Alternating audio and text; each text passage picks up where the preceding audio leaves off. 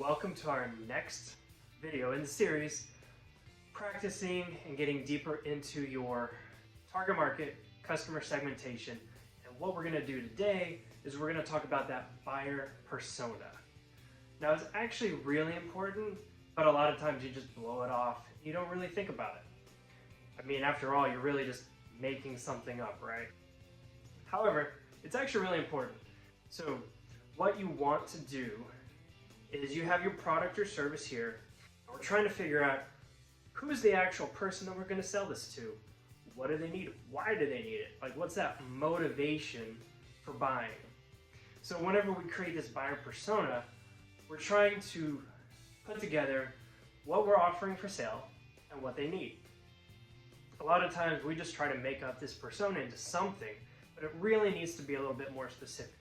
So we're going to start and do two examples. So first one, demographics, psychographics, and then goals or pain points. This is your general outline. So demographics would be, hey, 25 to 35, professional, double income, no kid, 2 working professionals living in New England. There's your basic demographics. Now we have kind of that psychographics. Let's say they have 1 pet, they have a condo, and they have an active social life. Now we're going to get into the goals and pain points. So what would those be? And we're going to have a little bit of a problem solution as we walk through this. Let's say they need time because they both work demanding jobs. So the solution is going to be something that gets rid of that time problem.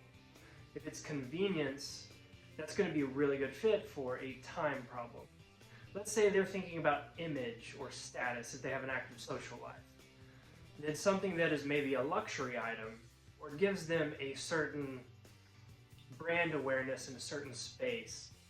Harley Davidson is a really good example of this. If you have Harley Davidson logos all over, people associate that brand identity with a lifestyle. So it's a great example of that psychographic goals and pains that you want to get to. Let's say they're looking for something that's maybe more fun related, and an experience of some type would be a really good fit.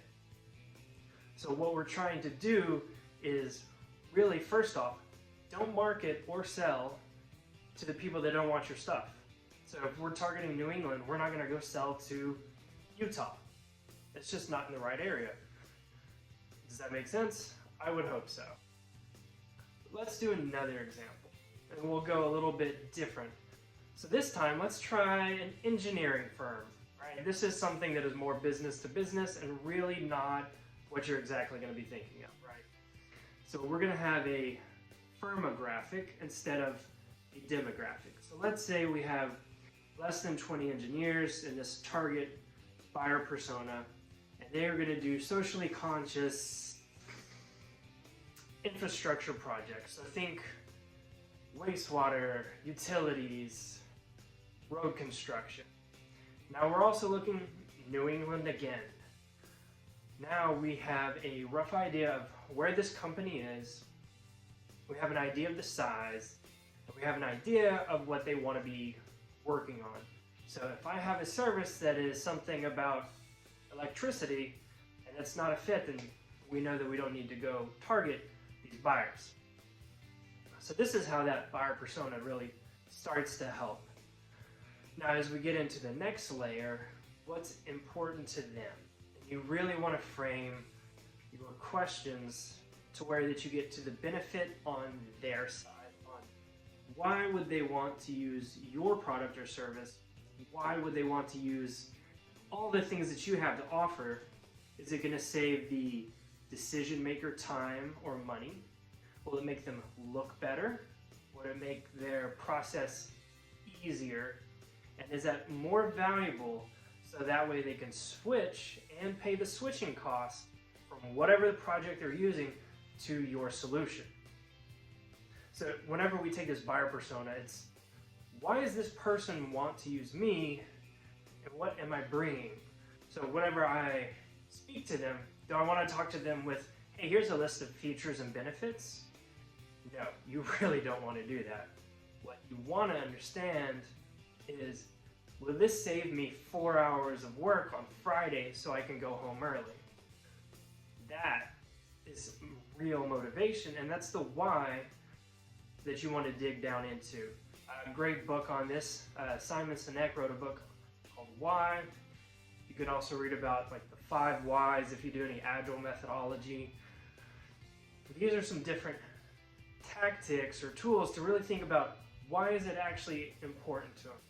So if you're coming to them with your discussion of, I've created this buyer persona and it'll get them out the door 5 hours faster on Friday, they will spend a fraction of their time, or better, they will save 8 hours a week on compiling reports, data cleansing, and putting all together in one aggregate answer.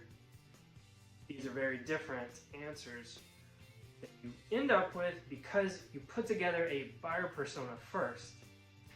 Now, you can have more than one buyer persona. You can have multiple buyer personas.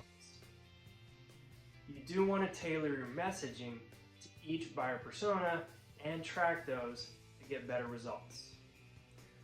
Stay tuned, we've got more videos coming up starting on our target market and buyer personas.